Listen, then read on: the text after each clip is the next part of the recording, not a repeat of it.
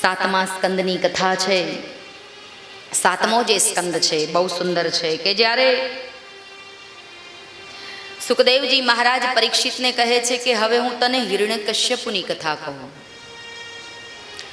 હિરણ્યકશ્યપુ કઈ રીતે મરાયો છે, ભગવાન એનો સંહાર કઈ રીતે કર્યો એ હું તને કથા કહું. પરીક્ષિત રાજાને કહ્યું છે, હે રાજન હવે ધ્યાનથી સાંભળો. ધ્યાનમગ્ન બન્યા છે. પરીક્ષિતને શ્રોતાને સાવધાન કર્યા છે. હિરણાક્ષને માર્યા પછી હિરણ્યકશ્યપુ શાંતિથી બેઠો નથી. પોતાના ભાઈને મારી નાખ્યો હોવાથી દુખી દુખી થઈને ફરતો બધા દૈત્યોને કહેવા લાગ્યો કે જાઓ, શરૂઆત જેણે કરી છે ને મારા ભાઈને મારવાની એના યજ્ઞ તોડી નાખો, એ દેવતાઓને મારો, જ્યાં સામા મળે ત્યાં મારી નાખો, કર્મકાંડ કરતા હોય બ્રાહ્મણોને મારી નાખો, જે હોય એને મારવા લાગો. કે વાંચ્યા સૃષ્ટિ ઉપર કોઈને રહેવા ન દેશો. બ્રાહ્મણો, સાધુ, સંતો, યજ્ઞ આ બધું તોડી ફોડી નાખો.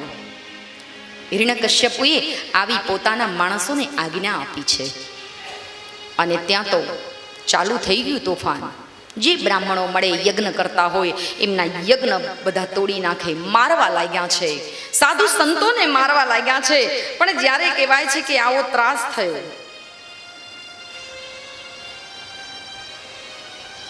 આવો ત્રાસ દૈત્યોને સોંપી દીધા. બધે ચારે બાજુ દિશાઓમાં દૈત્યો પોતાનું કામ શરૂઆત કરી દીધી છે. અને આ બાજુ હિરણ્યકશ્યપુ પોતાની માને, પોતાના ભાઈઓને, પોતાના પરિવાર કુટુંબીજનોને કહે છે. કેટલી મીઠી વાણી બોલે છે જુઓ. રાક્ષસની વાણી આવી મીઠી હોય, બે બાજુ બોલે. મનમાં તો વીરની ભાવના જાગી છે, પણ કહે છે કે જાઓ તમે બધા બહાર જઈ આવો. આશ્વાસન આપે છે કુટુંબીજનોને. પોતાની માને કહ્યું છે કે જાઓ થોડા ગામત્રે જતા આવો અને જઈ અને આ દુઃખ ભૂલો. જે થવાનું હતું એ થઈ ગયું, હવે શાંતિથી પ્રભુ ભજન કરો. એ પોતે સલાહ આપે છે, પણ પોતે શું કરે છે? દેવતાઓને મારવા દોડ્યો છે પોતે. હે, મીઠી વાણી ઘણીવાર બોલતા હોય છે, ઘણા વખત માણસ નુગરા હોય છે, ઘણી વખત માણસ ભક્તિનો કેળો પકડે છે, પણ એ કેળો ખાલી પકડવા માટે, દંભ આચરવા માટે, પ્રપંચ કરવા માટે, ભક્તિ કરવા માટે નહીં. બાકી નિયમ જેને હોય, ખરેખર જો આ શબ્દો એના સાચા જ હતા હિરણ્યકશ્યપુના, તો પછી એને પોતાના ભાઈનો વેર બદલો છોડી અને ભગવાન સાથે હાથ મિલાવવાની જરૂર હતી અને ભગવાનના હાથે મોક્ષ કરાવવાની જરૂર હતી. પણ એણે એવું ન કર્યું. એણે તો ખાલી સંબંધીઓને અને સમાજને એમ કીધું છે કે તમે જાઓ, શાંતિ રાખો, ભગવાન સૌ સારાવાના કરશે. આવી બે મીઠા શબ્દો બોલ્યો છે. પણ જે મીઠા શબ્દો બોલતો હોય ને એના બહુ ભરોસા ન કરવા. ખબર નહીં ક્યારે નાખે ઊંડા ધરામાં ઉચકીને આપણને.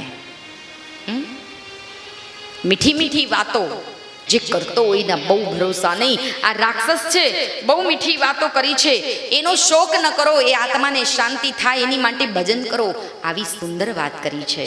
અને પછી પોતે શત્રુ ઉપર વિજય મળે, અજર અમર બને, દેવતાઓ ઉપર રાજ્ય કરવું છે ને ઇન્દ્રનું ઇન્દ્રાસન પડાવી લેવું છે. એટલા માટે હિરણ્યકશ્યપુ એટલી ભયંકર તપસ્યા કરવા માટે નીકળી ગયો છે. તપસ્યા કરી રહ્યો છે પોતે. અને એવી ઘોર તપસ્યા કરી, કહેવાય છે કે એ તપસ્યા કરતા કરતા પોતે મૂર્છિત થઈ ગયો. અને ત્યારે બ્રહ્માજી પ્રસન્ન થયા છે અને એણે પાણીની અંજલિ છાંટી અને પાછો એને ચેતન કર્યો છે. ચૈતન્ય આવ્યું અને એક એનામાં દિવ્ય ચેતન ઊભું થયું છે.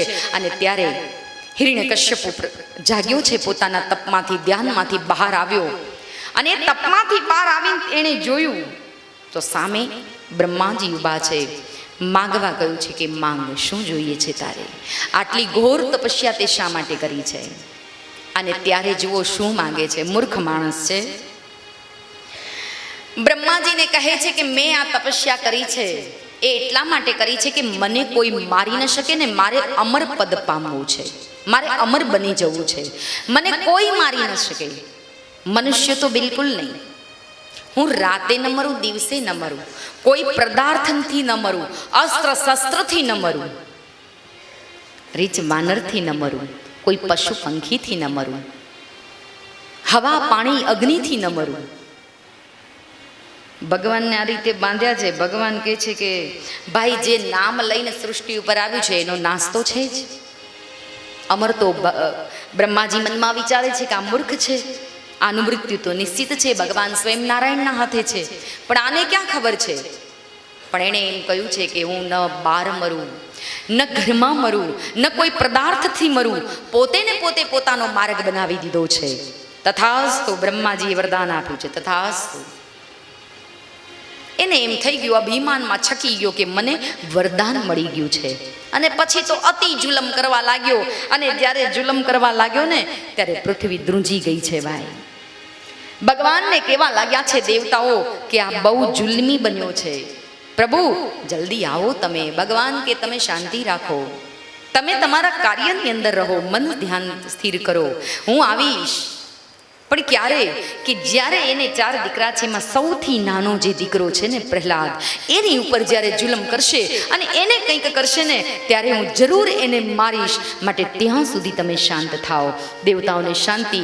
જ્યારે કહેવાય છે કે પૃથ્વી આવા પાપાચારી દુરાચારી હોય અને એ જ્યારે પૃથ્વી ઉપર આવા જુલ્મ કરતા હોય ને ત્યારે પૃથ્વીના પણ આજા ગગડાવી નાખે. ભાઈ પૃથ્વી ઉપર એટલા પાપ થતા હોય ત્યારે એ પણ ભગવાનની સામે જઈને વિનંતી કરતી હોય છે કે કરજી અમારી સુનો શ્રીનાથજી, લઈ જાને તારા મનની ધામમાં.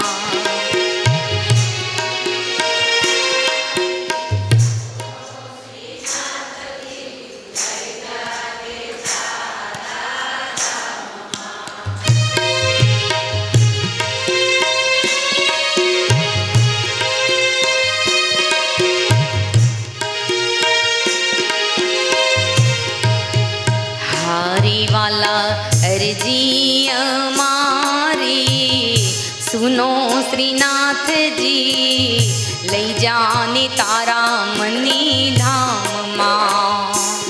હાજી અરજી અમારી સુનો શ્રીનાથજી, લઈ જાને તારા ધામમાં. એ તમે છો રે કૃપાના સિંધુ, તમે છો રે કૃપાના સિંધુ. એક બિંદુમાં નહીં થાય ઓછું શ્રીનાથજી, લઈ જાને તારા મનની ધામમાં. કયાદુને જ્યારે કહેવાય છે કે ગર્ભની અંદર જ્યારે ભક્ત પ્રહલાદ હતા ત્યારથી જ જેને ગર્ભાવસ્થાની અંદર સંસ્કાર આપ્યો છે ભાઈ માએ. અને એ બાળક પછી જન્મે અને એ માના સંસ્કાર, ઉદરમાં સંસ્કાર જોઈએ. જન્મ્યા પછી સંસ્કારની જરૂર નથી, એ તો આપવો જ પડે, એ આપણા માટે આપવાનો છે આપણે. પણ ઉદરમાં જે સંસ્કાર પડે ને, જીજીબાઈએ આપ્યો તો ઉદરમાં સંસ્કાર શિવાજીને. ઔરંગઝેબનો બાદશાહ જ્યારે આપણા મોઢામાં આવીને થૂકી જાતો ને ત્યારે એ જીજીબાઈએ બહુ સુંદર પોતાના દીકરાને કહેવાય છે કે 40 ગાઉની મંજિલ કાપીને ઘોડેસવાર કહેવાય છે કે છેલ્લો સમય હતો. અને આજ સુંદર શુક્લ પક્ષ તિથિ છે અને એમાં 16 કલાએ ચંદ્ર ખીલી રહ્યો છે. અને આજ પોતાના દીકરાને વડવાઈનું ખોયું બનાવી અને એમાં મૂક્યો છે શિવાજીને. અને જ્યારે કહેવાય છે કે એક હાલરડું ગાયું છે એ માએ, પેટમાં જ્યારે કહેવાય છે કે ઉછરી રહ્યો છે એ ગર્ભ, ત્યારે સંસ્કાર કેવો આપ્યો છે એ બાળકને. ઉદરની અંદર એ સંસ્કાર આપ્યો છે, પણ કેવો સંસ્કાર, શું ગાયું છે એ માએ કે પેટમાં પોઢીન સાંભળેલી વીર રામ લક્ષ્મણની વાત રે, હે શિવા રામ લક્ષ્મણની વાત. એ માતા જે દી મૂકતે દીથી, એ ઉડી એની ઊંઘતે દીથી. માતા જે દી મૂકતે દીઠી, એ ઉડી એની ઊંઘતે દીથી.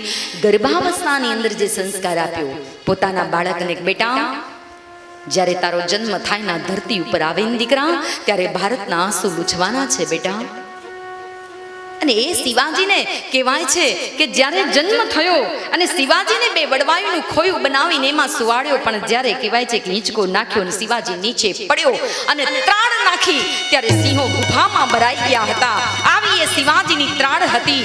અને ત્યારે અમારો કવિ એમ કે જ્યારે આજે પોતાનું સૌંદર્ય સાચવવા માટે સ્ત્રીઓ પોતાનું સૌંદર્ય સાચવવા માટે પોતે કહેવાય છે કે પોતાના દીકરાને પોતાનું દૂધ નથી પીવડાવતી, અને નથી પીવડાવતી ને એટલે જ આ તકલીફ છે.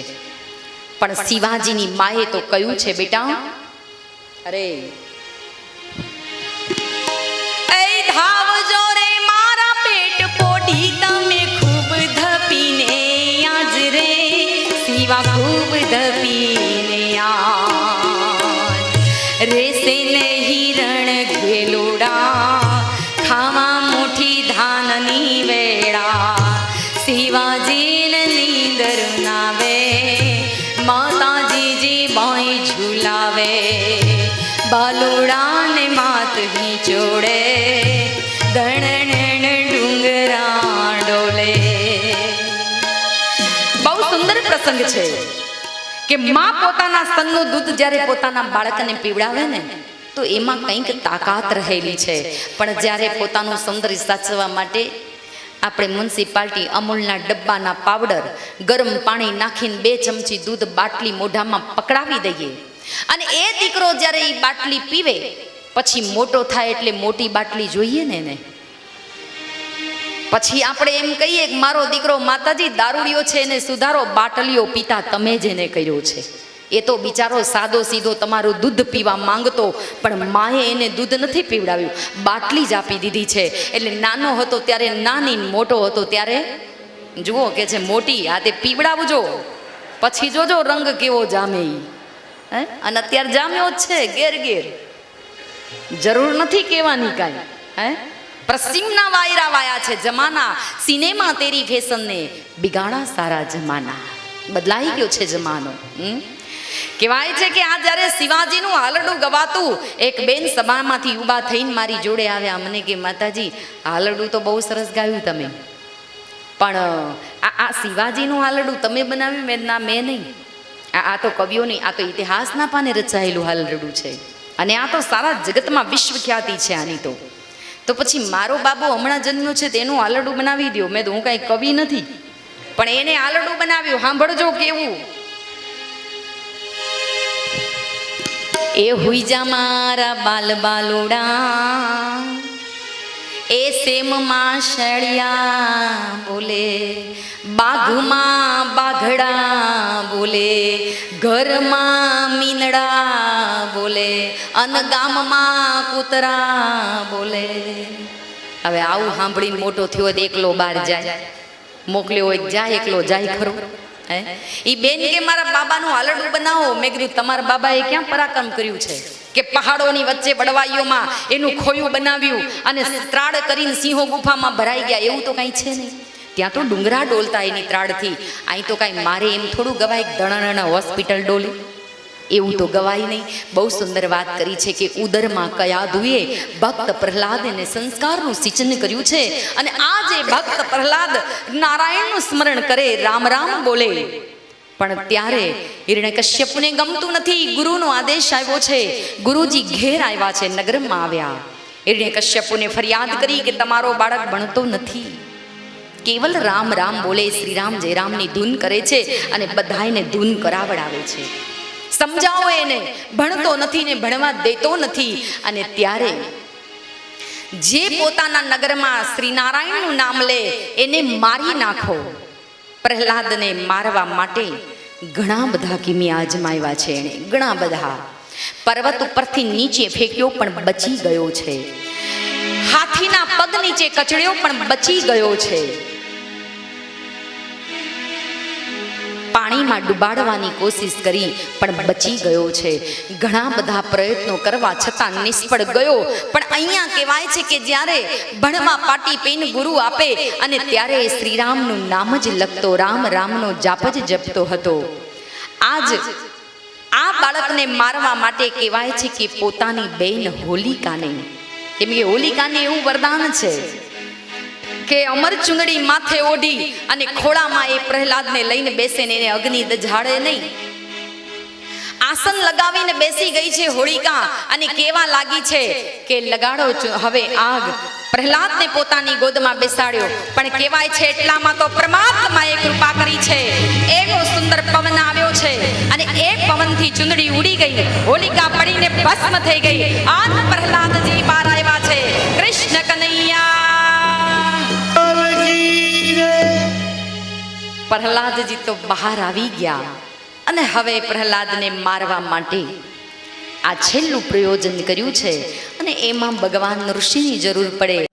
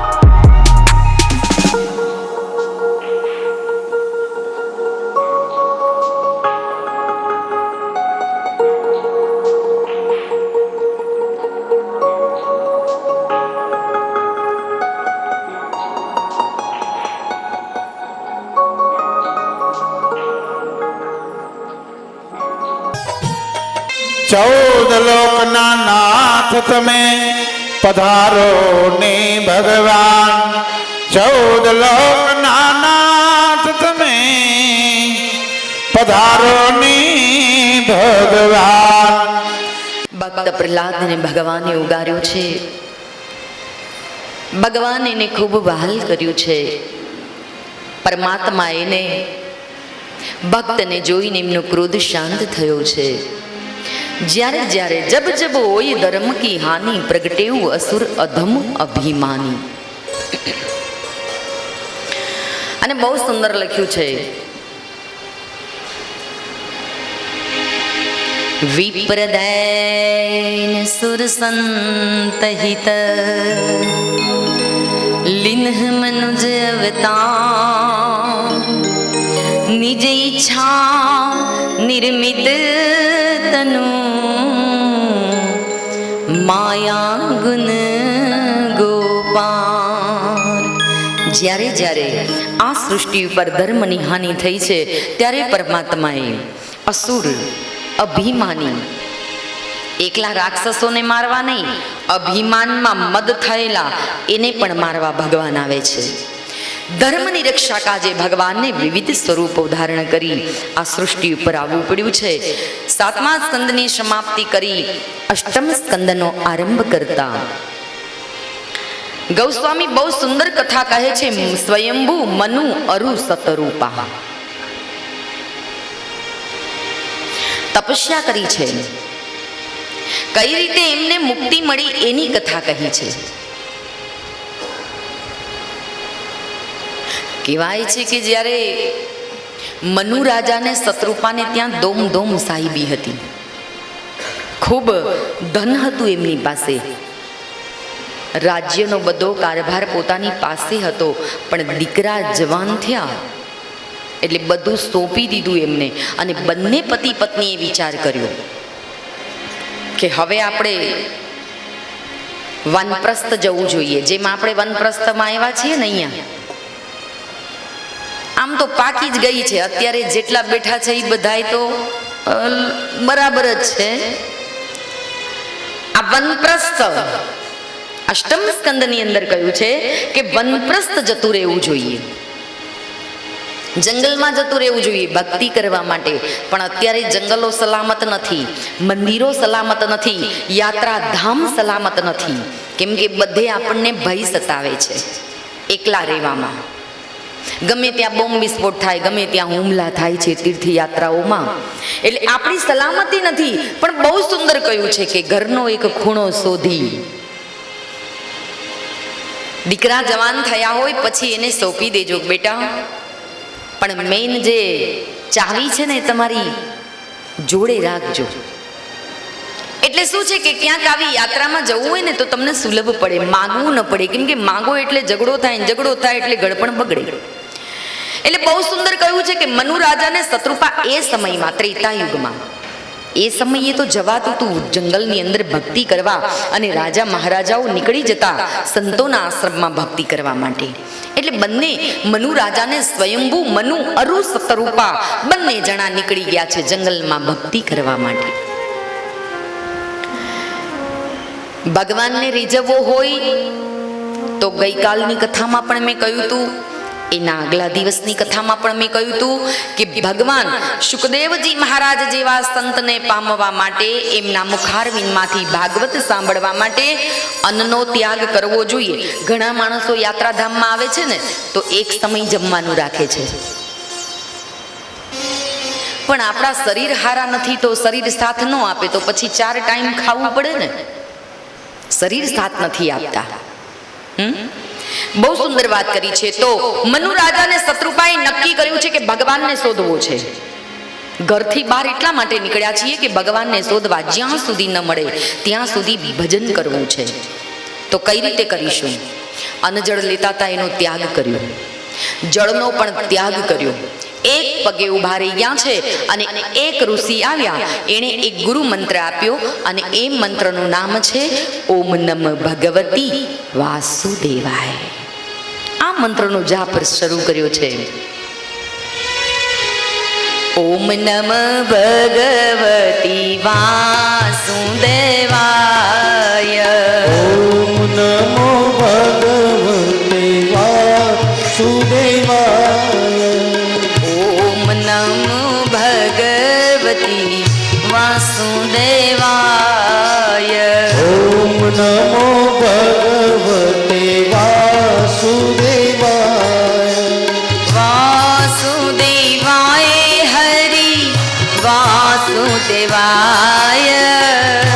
વાસુદેવાય હરિ વાસુદેવાય. વાસુદેવાય હરિ વાસુદેવાય.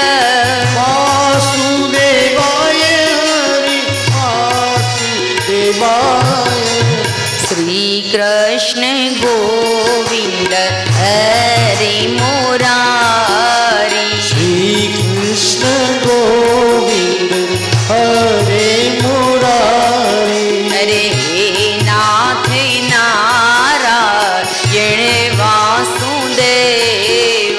હે નાથ નારાયણ વાસુદેવા. આ મંત્ર જે છે ઓમ નમ ભગવતી વાસુદેવાયનો જે મંત્ર છે ને એ વૈકુંઠ લઈ જનારો છે. અને એટલે જ બે હાથથી તાળી પાડીને બોલવાનું છે. ઓમ નમ ભગવતી વાસુદેવાય. બોલો.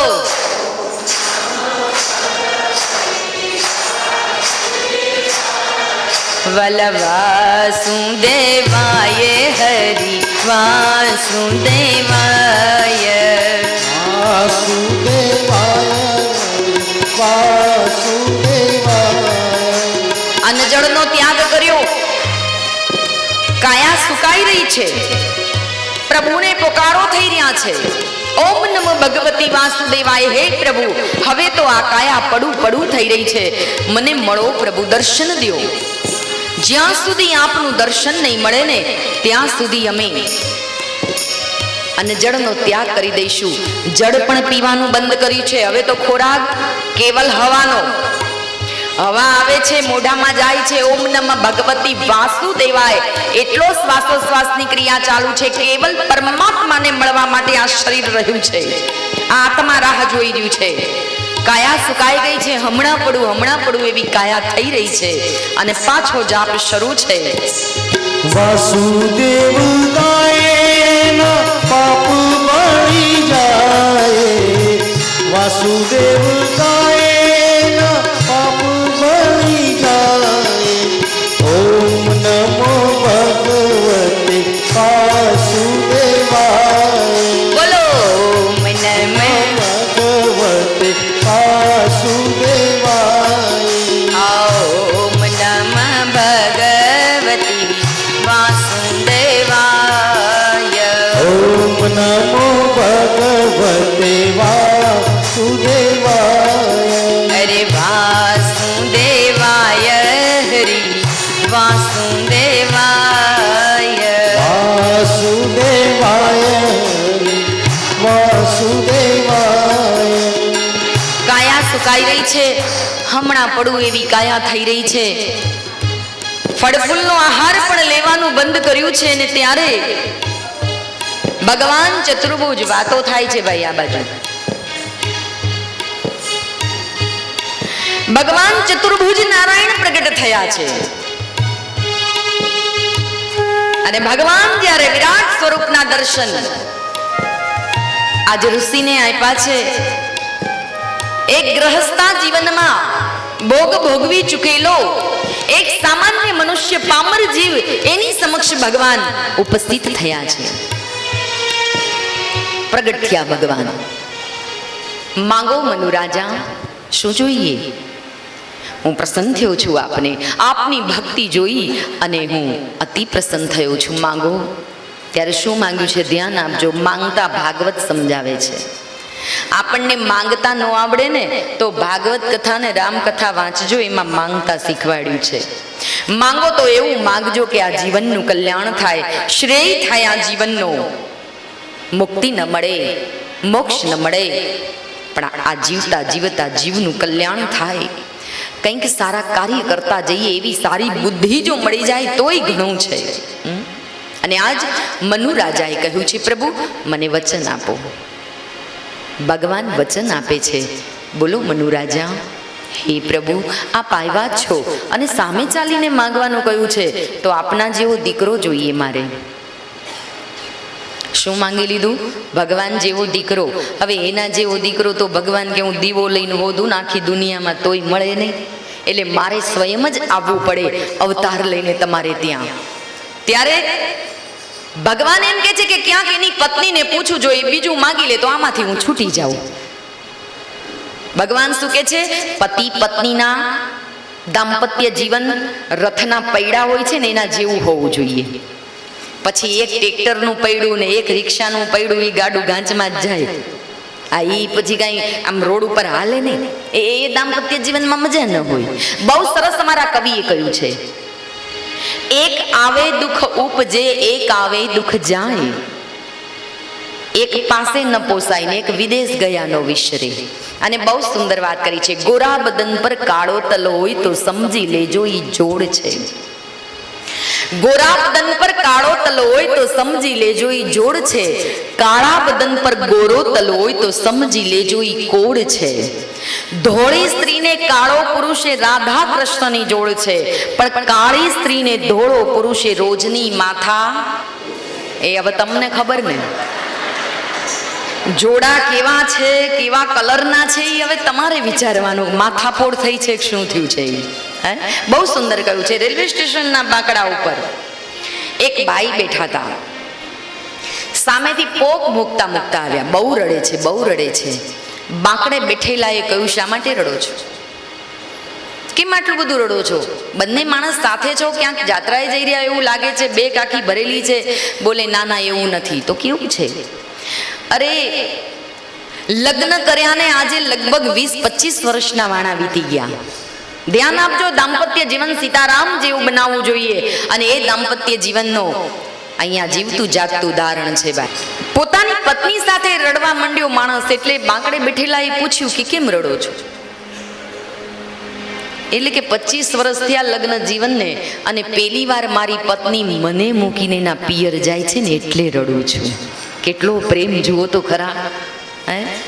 કેટલો પ્રેમ હશે બે જણની અંદર. અને બાંકડે એકલો બેઠો બેઠો પેલો રડે છે ને, એ પેલા ભાઈએ પૂછ્યું કે તું એકલો બેઠો બેઠો અહીંયા રડે છે, તે તારું ખીચું કપાઈ ગયું છે કે પછી તને કોઈ પ્રોબ્લેમ થયો છે? ભાડું ન હોય તો હું આપું. બોલે, ના ના એવું નથી, પણ તારી જે ગાડીમાં જાય છે ને એ ગાડીમાં આજ મારી આવે છે એટલે હું રડું છું. કેટલું કષ્ટ આપતી હશે, વિચાર તો કરો. દાંપત્ય જીવન અમારો સતારસા એમ કે છે ભાઈ, અમારા સતારસા એમ ગાયું છે, પ્રીતિ કરો તો એસી, એ પ્રીતિ કરો તો એસી, જીમ ચંદ્ર ને ચકોરી, કાનુડો કાળો કાળો, રાધા છે ગોરી ગોરી, કાનુડો કાળો કાળો. રાધા છે ગોરી ગોરી, છે એક નવલ કિશોરી, છે એક નવલ કિશોરી, કાનુડો કાળો કાળો.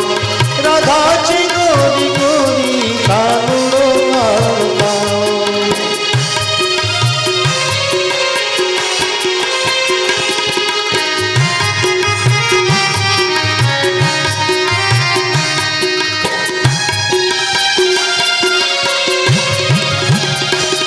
મન વસ્ત કરીને જોતા સુધ પ્રેમ ક્યાંથી થાય, મન વસ્ત કરીને જોતા સુધ પ્રેમ ક્યાંથી થાય. અજ્ઞાની ને અનાડી, અજ્ઞાની ને અનાડી, અજ્ઞાની ને અનાડી, ઉગણસી ને અઘોરી, કાનુડો કાળો કાળો. રાધા છે ગોરી ગોરી, છે એક નવલ કિશોરી, છે એક નવલ કિશોરી, કાનુડો કાળો કાળો. રાધા છે ગોરી ગોરી, કાનુડો કાળો કાળો. પતિ પતિનું દાંપત્ય જીવન જે છે એ સીતારામ જેવું હોવું જોઈએ કે 14 વર્ષનો વનવાસ મળ્યો, પણ પ્રેમ તો પતિ પત્નીમાં એવો જ છે કે જેવો પરણીને જ્યારે અયોધ્યા લઈ ગયા એવો જ પ્રેમ અત્યારે પણ છે. તો પોતાના પતિએ તો માંગ્યું તમારે જેવો દીકરો જોઈએ, પણ પત્નીએ શું માંગ્યું? એટલે શત્રુપાને કહ્યું છે, માંગો દેવી, ખૂબ પ્રસન્ન છું આપની ઉપર, આપની ભક્તિને તપ જોઈ અને હું પ્રસન્ન થયો છું, માંગો દેવી. ત્યારે શું કહ્યું છે ખબર છે? શત્રુપાજીએ શું માંગ્યું છે? શત્રુપાજી કહે છે કે પ્રભુ, મારા પતિએ તો એવું માંગ્યું કે મારો દીકરો થઈને આવો, પણ હું તમને એમ કહું છું કે મારા ઉદરમાંથી જન્મ લઈને તમે મારો દીકરો કહેવાઓ ને પ્રભુ, એવું હું તમારી પાસે માંગુ છું. અને આમ કરી અને ભગવાનને બંધનમાં નાખ્યા છે. અને ત્યારે ભગવાને કહ્યું છે, તથાસ્તુ, ધન્ય હો દેવી, ધન્ય હો આપની આ ભક્તિને. વચન માંગ્યું છે કેટલું સુંદર. મારા ઉદરમાંથી જન્મ ધારણ કરી પછી તમે આ સૃષ્ટિમાં આવો અને હું તમારી જનેતા કેવડાવું ને પ્રભુ, એવું સૌભાગ્ય મને પ્રાપ્ત કરો. ભગવાનની પાસે આવું માંગ્યું છે. બંને પતિ પત્નીને વચન આપ્યા છે. ભગવાન અત્યારે આપણને આ ઋષિકેશમાં પસંદ થાય તો આપણે શું માંગીએ? સાચું કે જો બિલકુલ માંગતા ન આવડે, આ તમને કહી દઉં. જેવું શત્રુપાજીએ માગ્યું, શબરીએ માગ્યું, વિભીષણે માગ્યું, હનુમાનજીએ માગ્યું છે, એવું આપણને જરાય માંગતા ન આવડે. કેમ કે પેલી તો વાત એ છે ભાઈ કે એનો તાપ પેલા તો જીરવી ન શકાય. અને ગંગા સતીએ એમ કહ્યું છે, ગંગા સતીએ કહ્યું છે પાનબાઈને કે એ પાનબાઈ, સરળ ચિત્ત રાખીને નિર્મળ રહેવું. ભગવાનને જોવાની જરૂર નથી, ભગવાનને પ્રગટ કરવાની જરૂર નથી. એનો તાપ તમારાથી સહન નહીં થાય. કેમ કે રામાયણનો પ્રસંગ છે. ભાઈ પ્રગટ કૃપાલા દીન દયાલા કૌશલ્યા હિતકારી હર્ષિત મહતારી મુનિમનહારી અદભુત રૂપ નિહારી. આ સુંદર તેજ જોઈ અને કૌશલ્યાજી અંજાઈ ગયા છે. એટલે ભગવાનને કહે છે કે રેવા દો, નાના બાળક બની જાઓ, મારાથી આ સહન નથી થતું તમારું તેજ. તો ભગવાનને નમન કરવાની જરૂર છે ને એટલે અમારા સંતો નમન કરે છે. પણ કેવું નમન કરે છે? નમામિ ભક્ત વત્સલમ કૃપાલુ શીલ કોમલં ભજામિ તે પદાદભૂત અકામી શ્યામ સુંદરમ. અરે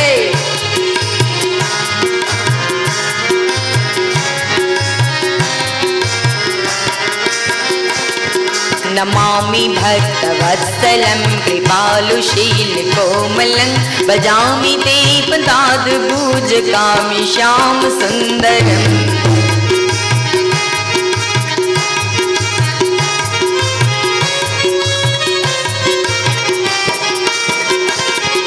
नमामि भक्तवत्सलं कृपालुशील कोमलं भजामि ते पदाद्भुजगामि श्याम सुंदरम.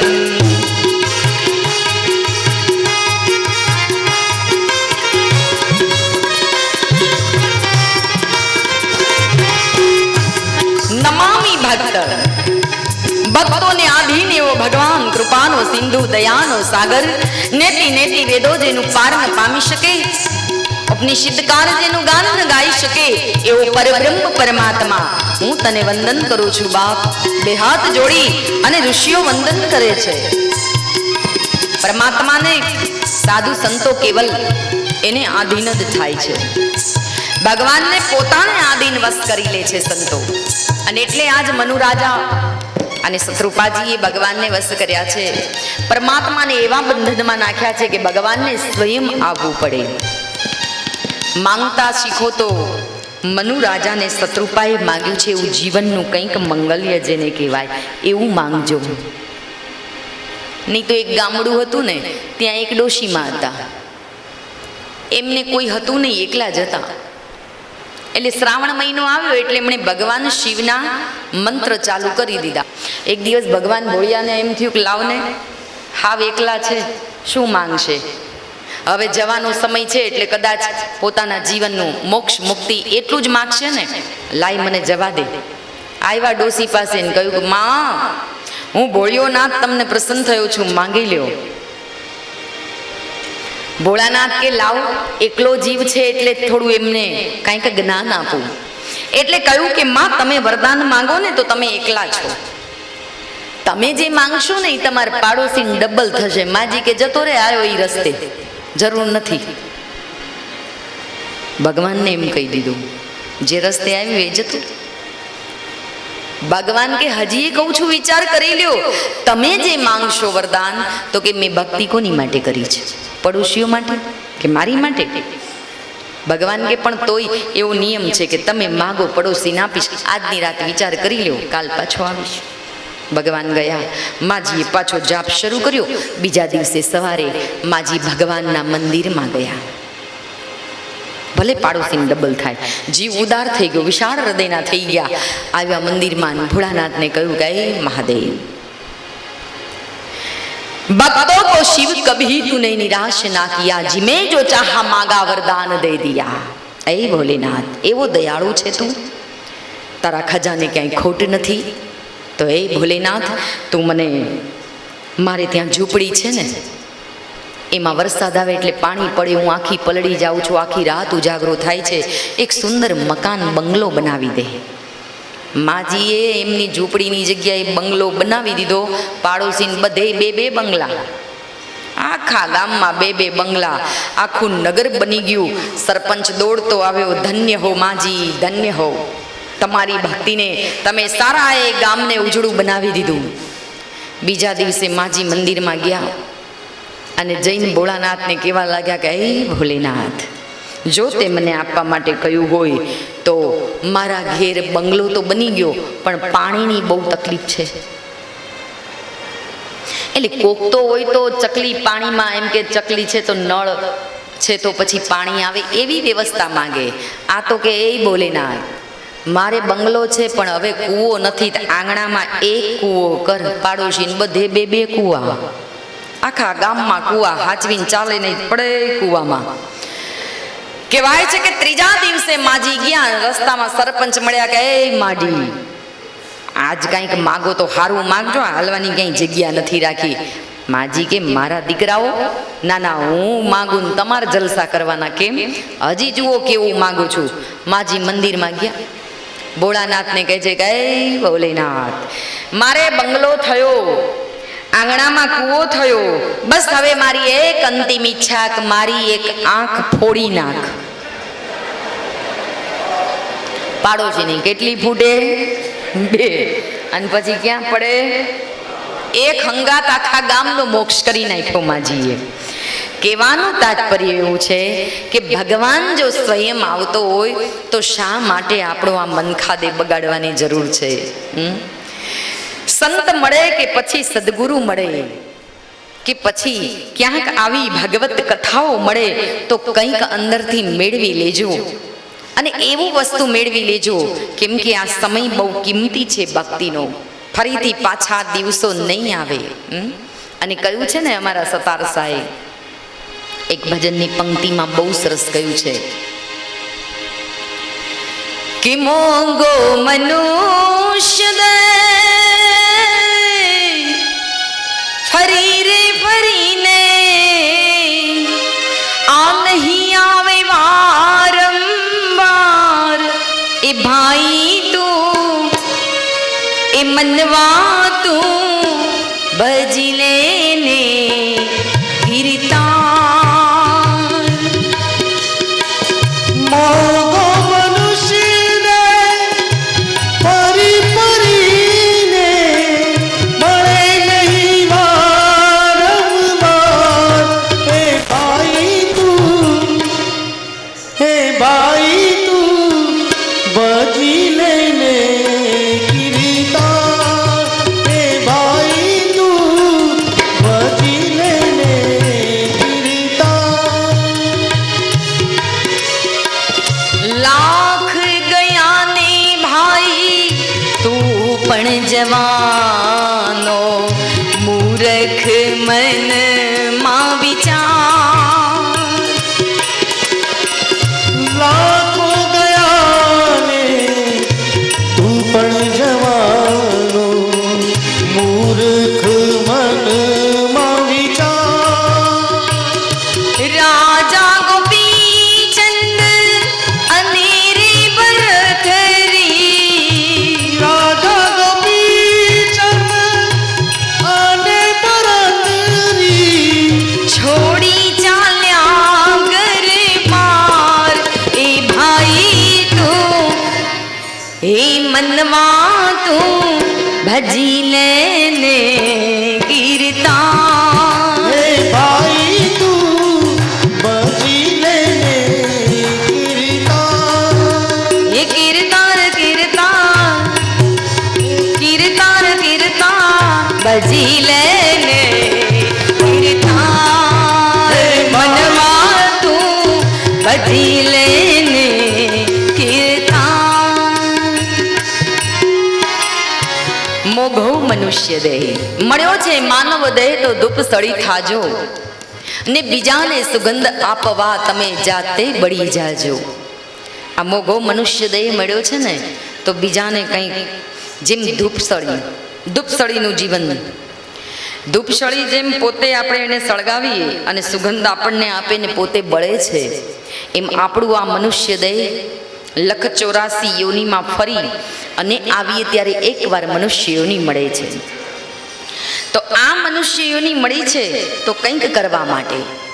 અષ્ટમ સ્કંદની અંદર મનુ સ્વયંભૂ શતરૂપા બંને જણે તપ કર્યું ને જેને ભગવાન મળ્યા અને ભગવાન એમના ત્યાં અવતાર લેશે. પણ એ કથા અત્યારે નથી.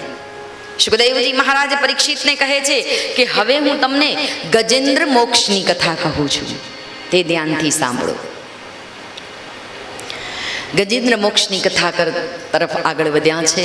બહુ સુંદર વાત કરી છે કે પ્રથમ સ્કંદ જે છે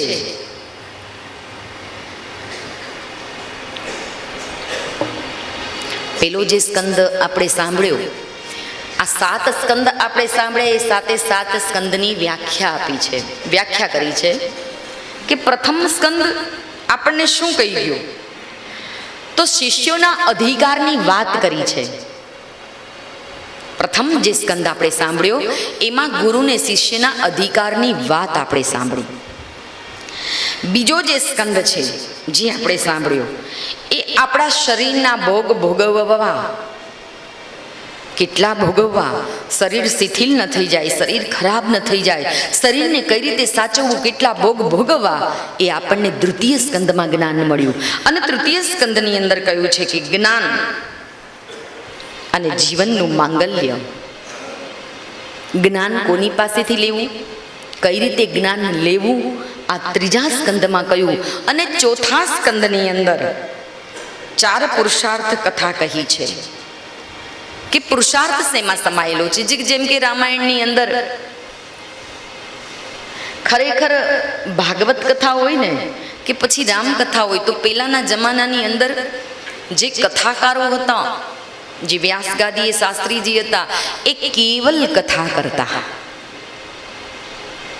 કેવલ કથા, જેમાં શ્લોક આવે, શ્લોક પણ બોલે, કથા પણ કરે, ન ક્યાંય દ્રષ્ટાંત એટલા માટે આપવામાં આવે છે કે એ દ્રષ્ટાંત એવું એક રૂપક આપવામાં આવે કે જેથી કરી આપણને કથા બહુ સરળતાથી સમજાઈ જાય, અભણ માણસને પણ યાદ રહી જાય. એટલા માટે દ્રષ્ટાંત. અને નાચવાનું એટલા માટે કથામાં કે આપણે બોર ન થઈ જઈએ કેવલ સાંભળીને, એટલા માટે થોડા ફ્રેશ થઈ જઈએ, થોડા રિલેક્સ થઈએ. પલોઠી વાળીને બેઠા હોઈએ, પગ લબડાવીને બેઠા હોઈએ તો થોડી આપણી નસો છે ને એની અંદર લોહીનું સર્ક્યુલર ચાલુ રહે. એટલા માટે રોગિષ્ટ માણસો થઈ ગયા એટલે પછી બાકી ભાગવત કથા કરવી હોય તો કેવલ શ્લોક સાથે ભાગવત કથા સંભળાય, એ પૂર્ણ કથા કહેવાય. પણ અત્યારે પૂર્ણ કથા એવી કોઈ સાંભળે નહીં, એટલે દ્રષ્ટાંત સાથે પુરુષાર્થ ચોથા સ્કંદની અંદર કહ્યું છે કે દ્રષ્ટાંત એક રૂપક આપી અને કહેવાય છે કે વક્તા શ્રોતાને સરળતાથી કથાનો ભાવ સમજાવવા માંગે છે. અને પાંચમ સ્કંદ છે એ દરેક જીવોનો સ્વામી પરમાત્મા છે એવું સમજાવવામાં આવ્યું છે. આપણા દરેક જીવો, સૃષ્ટિમાં કીડીથી લઈ હાથી સુધીના અવતારો છે ને મનુષ્ય પણ એમાં આવી ગયો. એ દરેકનો, એ જીવાત્માનો જે માલિક છે એ કોણ છે? પરમાત્મા. આપણો ઉપરી એ છે. આપણે કહીએ છીએ ને ધણીનો કોઈ ધણી નથી, પણ એ આપણા ઘર પૂરતું, પરિવાર પૂરતું. બાકી આપણો માલિક છે. આપણે કોઈ આપણી જોડે અન્યાય કરે તો એમ કહીએ છીએ ઉપરવાળાથી બી થોડો ડર રાખ, એમ આપણે કહીએ છીએ. બહુ સુંદર વાત કરી છે. 5મા 6ઠા સ્કંદની અંદર જીવ પાસે પ્રભુ શું માંગે છે, એની માગવાની અપેક્ષા કેટલી, કેટલા ભૌતિક સાધનો માગી રહ્યો છે, 6ઠા સ્કંદની અંદર જોયું. અને 7મા સ્કંદની અંદર આપણે એ પણ જોયું છે કે ભગવાનની ભક્તિ, પરમાર્થ, પુરુષાર્થ, પ્રારબ્ધ આ બધું એક સાથે ખીલે ને તો જ 7મા સ્કંદની કથા પૂર્ણ સાંભળી કહેવાય. જે ભક્તિ કહેવાય છે કે કષ્ટદાયીની, ગમે તેટલું કષ્ટ પ્રહલાદને પડ્યું પણ છોડ્યું નહીં. ભક્તિ ભગવાનનું નામ ન છોડ્યું અને ભગવાન આવ્યા અને પ્રહલાદનો મોક્ષ કર્યો. તો ભક્તિ પ્રારબ્ધ ન ખીલે તો પુરુષાર્થ કરીએ, મહેનત વગર તો ક્યાંય ફળ નથી ને. સારી જિંદગી ક્યાંક બેસી રહીએ ઘરમાં અને પછી કોઈ આપણે 50 વીઘા કોઈ જમીન દાનમાં આપે ને એમ કે બસ હવે આપણે અહીંયા બધું સરસ થઈ ગયું સંપૂર્ણ, પણ એને ખેડો નહીં, વાવેતર ન કરીએ તો મોલ ક્યાંથી થાય? મોલ થાય નહીં તો વેચીએ ક્યાંથી? પૈસા આવે ક્યાંથી? તો અતિ બને ક્યાં? અતિ ઘણું કરવું હોય તો પુરુષાર્થ કરવો પડે, તો પ્રારબ્ધ ખીલે, અને પ્રારબ્ધ ખીલે તો પછી ભગવાન નજીક છે. બહુ સુંદર સમજાયું છે 7 કાંડ સુધીની કથાનું જ્ઞાન. અને હવે અષ્ટમ સ્કંદની કથામાં બહુ સુંદર વાત કરી છે કે શુકદેવજી મહારાજ પરીક્ષિતને કહે છે કે ગજેન્દ્ર મોક્ષની કથા કહું તે તમે સાંભળો. ગજેન્દ્ર મોક્ષની કથા કંઈક એવી છે કે ક્ષીરસાગર છે. ક્ષીરસાગરની અંદર ત્રિકુટ નામનો એક પર્વત છે. ચારે તરફ સમુદ્ર છે, એની અંદર ત્રિકુટ નામનો પર્વત, એના 3 શિખર છે, સોનેરી, રૂપેરી અને લોખંડી. આ કોઈ સરોવર નથી, ધ્યાન આપજો વાત ઉપર. ત્રિકુટ નામનો પર્વત છે. ત્રિકુટ નામનો પર્વત એટલે આપણું આ શરીર. આ શરીરને ત્રિકુટ નામનો પર્વત કીધો છે. અને પછી એના 3 શિખર કીધા છે, સોનેરી, રૂપેરી અને લોખંડી. આ 3 શિખર કયા છે? તો આ 3 શિખર કયા? સોનેરી એટલે સોનેરી શિખરને કઈ ઉપમા આપી છે? શરીરમાં. ત્રિકુટ નામનો પર્વત એ તો શરીરની ઉપમા છે. આ પંચતત્વનો દેહ ઊભો છે ત્રિકુટ નામના પર્વત. પણ સોનેરી શિખર એટલે શું? સોનેરી શિખરની ઉપમા ક્યાં આપી છે? ભાગવત સાંભળી છે ને તમે? તો બહુ ભાગવત સાંભળી છે. બસ આ ધંધો કર્યો છે 13 વર્ષ ભાગવત સાંભળીને. બહુ સુંદર કહ્યું છે ભાગવતની અંદર. ધ્યાન આપજો, આ ભાગવત ગંગાના કિનારે સાંભળવી છે આપણે, અને એટલે એમાંથી કંઈક મુક્તિ મળી જાય. આ એક ભાગવતની અંદર જીવનનું કલ્યાણ થાય, જીવનનો શ્રેય થાય. તો સુવર્ણ જે ચતુર પુરુષો, જ્ઞાની પુરુષો વાત કરે છે ને ભાગવતની, કે કથા પૂર્ણ થાય તો મજા આવે, તો એની માટે સાંભળવી પડે, ધ્યાન રાખવું પડે. કાન આપણા તેજીન હકે શ્રવણ સમુદ્ર સમાના, સાંભળવાનું વિશાળ રાખવું પડે. કહેવાય છે કે સોનેરી શિખર મસ્તક કાપ્યું છે, અને રૂપેરી બધું કાંઈ મસ્તક ન હોય, બધે ઈશારા આમ ન કરવાના હોય. આમાં તો સોનેરી આપ્યું, રૂપેરી આપ્યું, ને લોખંડી ચરણને આપ્યા છે. 3 જે આ શિખરની અંદર જે કહેવાય છે કે 3 શિખરો છે, એક સાંભળવા સમજાવવા માટેની આ એક રીત છે. પરીક્ષિત રાજાને કહ્યું છે સુખદેવજી મહારાજે કે આપણું આ શરીર જે છે એ એક પર્વત સમાન છે. એની અંદર આ બધા શિખરો છે, અને એ ક્ષીરસાગરની અંદર એક હાથી આવ્યો છે. આ હાથી કોઈ સામાન્ય હાથી નથી. આ ગજેન્દ્ર, આ ગજ કેતા હાથી એ કોઈ સામાન્ય નથી. આ હાથી જે છે એ કહેવાય છે કે પૂર્વ જન્મની અંદર ઇન્દ્રના દરબારની અંદર હાહા નામનો જે મગર પોતે એનો પગ ખેંચીને જાય છે, તો આ મગર કોણ છે?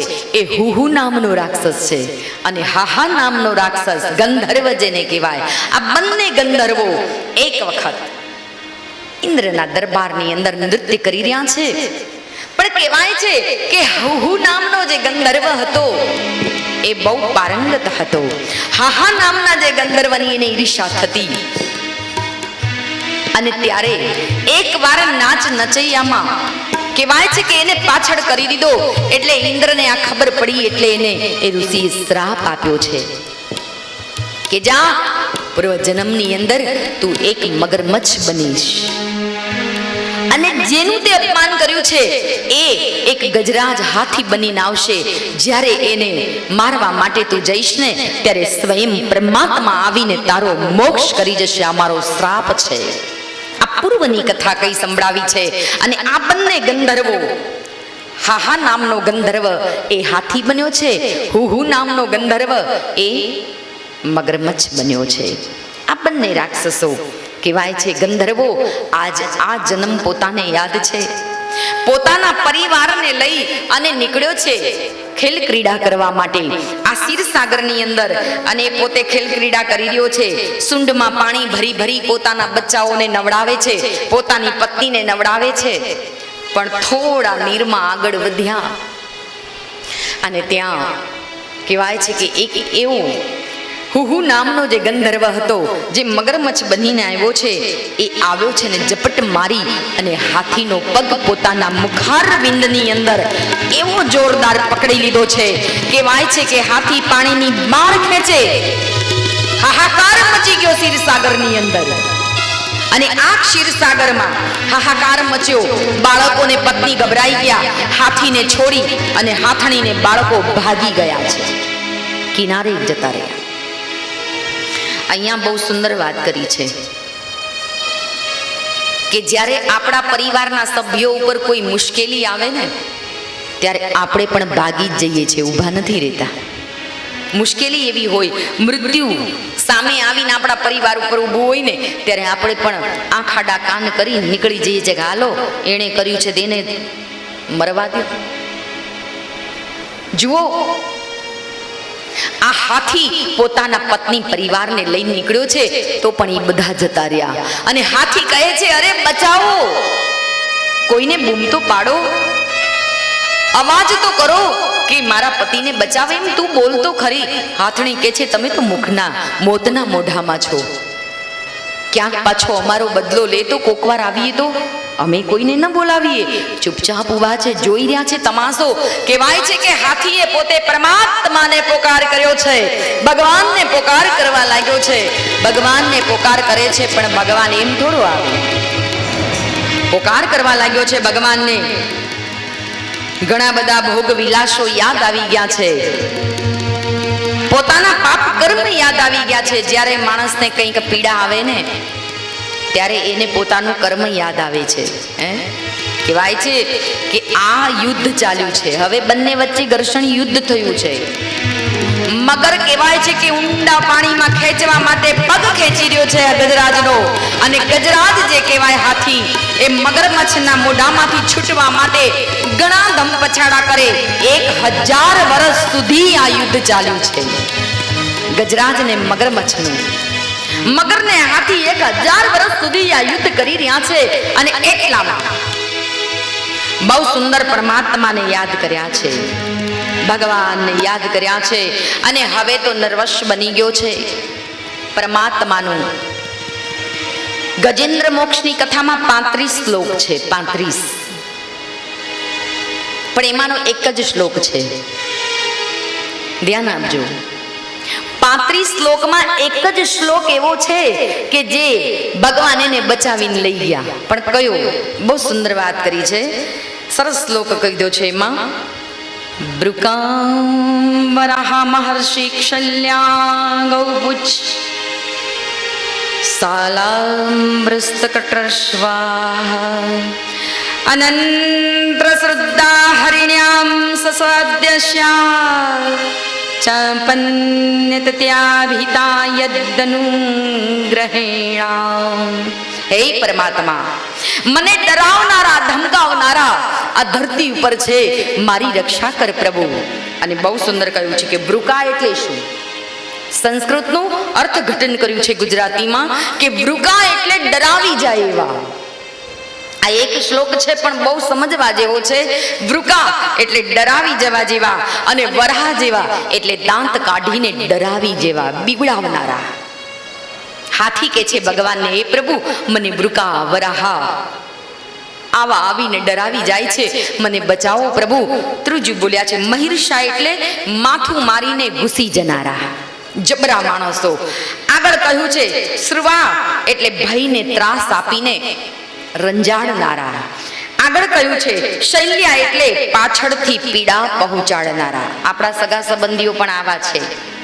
આ શ્લોક જે હું વર્ણન કરું છું ને, એવા આપણા સગા સંબંધીઓ છે કે આગળથી તો સારા બને આપણી જોડે, પણ પાછળથી આપણને કોકની પાસે મરાવે, હુમલો કરાવે, બદલો લઈ જનારા. તો હાથી ભગવાનને કહે છે ગૌપુચ્છ એટલે કેવા? ગૌપુચ્છા કીધું છે તો પાછળથી ઝપટ મારનારા બળદ જેવા. પાછળથી મારનારા. સામી છાતીએ તાકાત ન હોય તો પાછળથી આવે.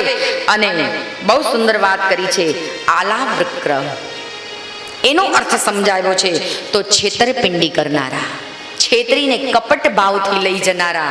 અને બહુ સુંદર કહ્યું છે કે મરકટા. મરકટા એટલે ચોરી છુપીથી લઈ જનારા, ચોરી છુપીથી મારવા વાળા. અને બહુ સરસ, હિરણ્યા એટલે સૌંદર્યથી, પોતાના મોહથી આપણને ભય ઉત્પન્ન કરનારા. આખા શ્લોકનું વર્ણન કર્યું છે. એક જ શ્લોક છે અને 35 શ્લોકોમાં આ એક જ શ્લોક ગજરાજે ભગવાનને પુકાર કરવા માટે ગાયો છે ને ભગવાન દોડીને આવ્યા છે. પરમાત્મા આવ્યા. પરમાત્માએ આ શ્લોકથી ગજરાજની પાસે આવ્યા છે. ગજરાજને કહ્યું છે કે હું આવી ગયો છું. હા હા, કેમ કે હાહાકારનો ગંધર્વ આજ ભગવાનને જોઈ અને પોતાનું પૂર્વજન્મનું ચિત્ર યાદ કરાવ્યું છે ભગવાને. અને જેવા ભગવાન આવ્યા છે સમુદ્રની અંદર, ક્ષીરસાગરમાં, આજ કહેવાય છે કે મગરના મોઢામાં બરોબર હાથીનો પગ છે. અને ભગવાને પોતાના સુદર્શન ચક્ર વડે મગરનું મસ્તક ધડથી અલગ કર્યું છે. હાથીનો પગ છૂટી ગયો અને ત્યારે ગજરાજ ભગવાનને બે હાથ જોડી અને પરમાત્માનું દર્શન કરી રહ્યો છે. ધન્ય હો પ્રભુ. જ્યારે જ્યારે ભક્તો ઉપર ભીડ પડે ત્યારે પરમાત્મા આવીને ઊભા રહી જાય છે. મનુષ્ય જ્યારે જ્યારે પ્રભુ સ્મરણ કરે છે, પ્રભુનું કીર્તન કરે, પ્રભુનું જાપ કરે, ત્યારે પરમાત્મા જેમ સુદર્શન ચક્રથી મગરનું મસ્તક છેદી અને મુખમાંથી એ પગને છોડાવ્યો, એવા ગજનો મોક્ષ કર્યો છે ભગવાને. તો એકવાર પ્રેમથી જય બોલીએ. બોલીએ ગજેન્દ્ર મહારાજ, ગજગ્રહ ભગવાન. તો જેણે ગજેન્દ્ર મોક્ષ કર્યું છે, ગજેન્દ્ર મોક્ષની કથા આપણે જોઈ. બહુ સુંદર કથા છે. જ્યારે જ્યારે તમારે કોઈ વિપત્તિ આવે, આપણે ભગવાનને કહીએ છીએ ને, બદલ ગયા જમાના મુરારી કૃષ્ણ બન કે નાના. જ્યારે ગરજ પડે આપણે ત્યારે ભગવાનને યાદ કરીએ છીએ. પણ અમારું એક ભજન બહુ સુંદર કહે છે કે એ પરમાત્મા, હું જીવાત્મા તને સાચું કહું છું. શું કહેવા માંગે છે?